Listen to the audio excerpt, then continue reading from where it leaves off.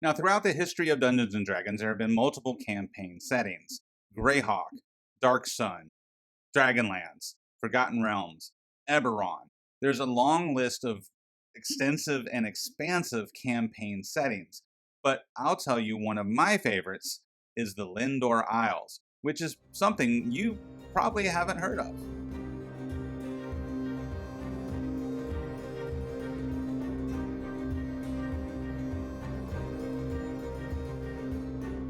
Now, all those other campaign settings I mentioned are extensive and expansive and usually about the size of a continent. Now, the Lindor Isles is a much more manageable and concise campaign setting, and I think it's so much fun because it's much easier to play and much easier to expand and build into your own homebrew world. So Len Lakofka originally designed the Lindor Isles for his home setting, much in the same way that Gary Gygax was running Greyhawk and Dave Arneson was running Blackmoor. The Lindor Isles was unique to Len and his home game until he was hired by Gary Gygax. Len became a playtester, designer, and editor at TSR, the company that used to own Dungeons & Dragons.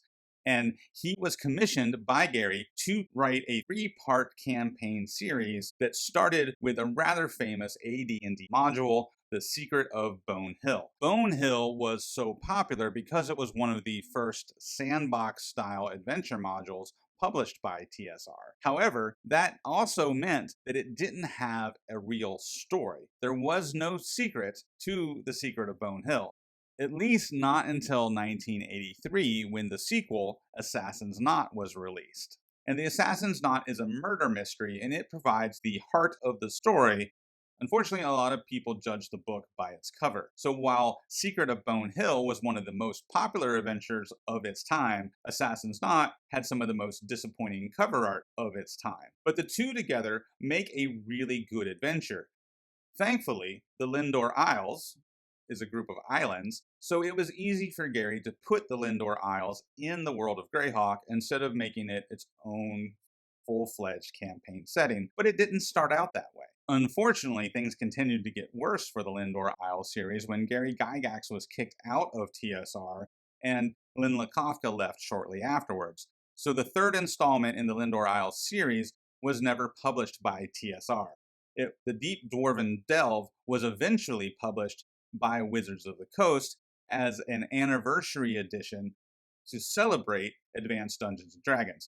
Now realize, we now call Advanced Dungeons & Dragons First Edition, and Second Edition had already been completed, and Wizards of the Coast was celebrating the anniversary of the first edition of the game right before they started to publish the third edition of the game. And that gives you a time frame reference of what had happened between 1983, when the second module was published, in 1999, when the third module was published.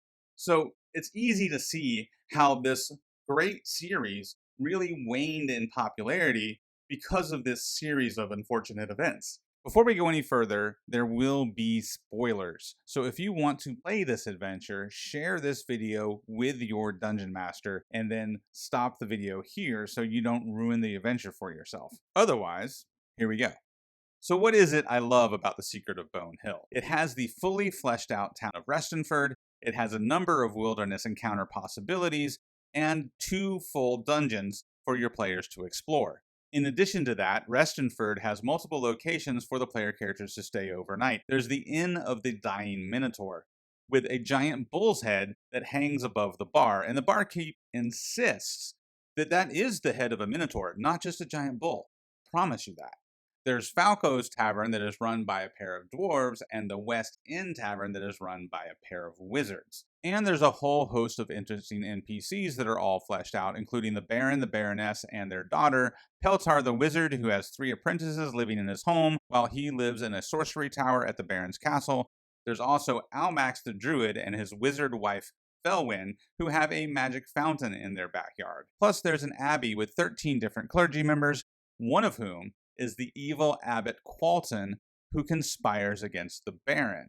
And that's our hook that leads us to the sequel adventures, Assassin's Knot and the Deep Dwarven Delve. Outside of town, you have a number of wilderness encounters, including the Orcs of Bald Hill, the undead in the dead forest, as well as multiple packs of gnolls across the land.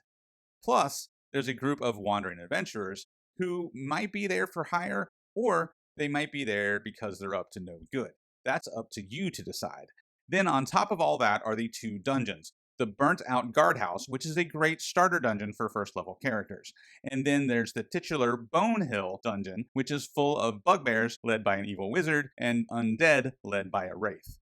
All these components and more make up this great sandbox. But like I said earlier, you can use the story from Assassin's Knot to really flesh out this adventure into a longer campaign and use the Deep Dwarven Delve as your climactic big bad challenge at the end of that campaign. So while these adventures were written for first edition D&D, I strongly encourage you to check them out, especially since they are super affordable downloadable PDFs from DriveThruRPG.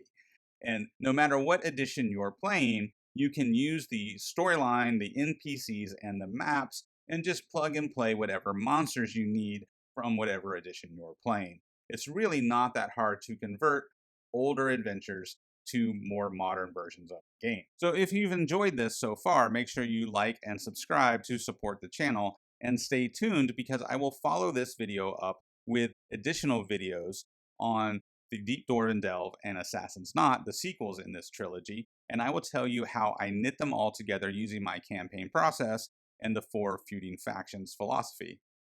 Thanks again for watching, and I'll see you next time in the Dire Den.